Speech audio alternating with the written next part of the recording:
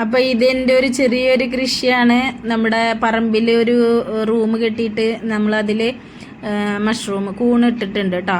അപ്പോൾ ഒരു 10 എണ്ണം 10 ദിവസം ഗ്യാപ്പിട്ട് ആണ് നമ്മളിത് നട്ടത്. കാരണം എന്താണെന്ന് വെച്ചിട്ടുണ്ടെങ്കിൽ അല്ലെങ്കിൽ ഇത് മൊത്തത്തിൽ വിരിഞ്ഞു കഴിഞ്ഞാൽ എനിക്ക് സെയിൽ ചെയ്യാനും അതേപോലെ വീട്ടിൽ ആവശ്യത്തിന് എടുക്കാനായാലും പറ്റില്ല. എല്ലാം കൂടി ഒരുമിച്ച് വിരിഞ്ഞു കഴിഞ്ഞാൽ നമുക്ക് ഭയങ്കര ബുദ്ധിമുട്ടായിരിക്കും.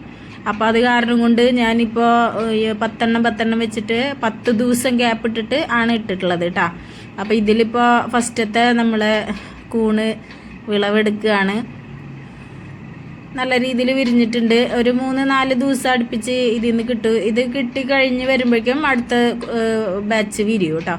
അപ്പം എനിക്കിത് നല്ല ഹൈടെക് രീതിയിൽ ചെയ്യാൻ താല്പര്യമുണ്ട്. ഞാൻ ചെയ്യണമെന്ന് വിചാരിച്ചിട്ടുണ്ട്. അപ്പോൾ ഇത് പഠിക്കാൻ ആഗ്രഹമുള്ളവരുണ്ടെന്ന് വെച്ചാൽ ഇതിൻ്റെ താഴെ നമ്പർ കൊടുക്കാം കേട്ടോ.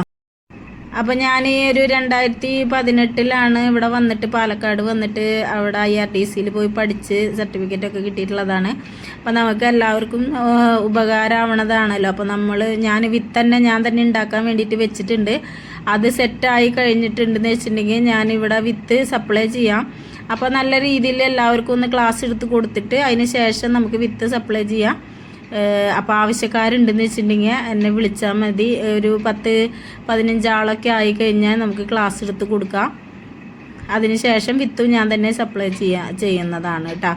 അപ്പോൾ നമ്മുടെ കൂണ് നല്ല രീതിയിൽ വിരിഞ്ഞു. കുറച്ച് ഒരു ഇതുണ്ടായിരുന്നു. കാരണം വൈക്കോല് ഇത്തിരി നല്ലോണം പഴകിയതായി കഴിഞ്ഞാൽ ബുദ്ധിമുട്ടാവും. ഇത് കൊയ്തതിന് ശേഷം ഒരു 1-2 മാസമൊക്കെ എത്തിയ വൈക്കോലൊന്നും കുഴപ്പമില്ല.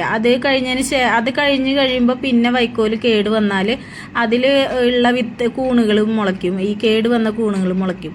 അപ്പോൾ അത് കാരണം കൊണ്ട് നമുക്ക് നല്ല വൈക്കോല് വേണം. എന്നാൽ നല്ല പുതിയതും ആവാൻ പാടില്ല. 2 മാസം 3 മാസമൊക്കെ ഗ്യാപ്പ് കേട്ടോ. അതേപോലെ തന്നെ റബ്ബറിൻ്റെ അറക്കപ്പൊടിയിലും ചെയ്യാം. അത് നാട്ടിൽ നിന്ന് കൊണ്ടുവരണം.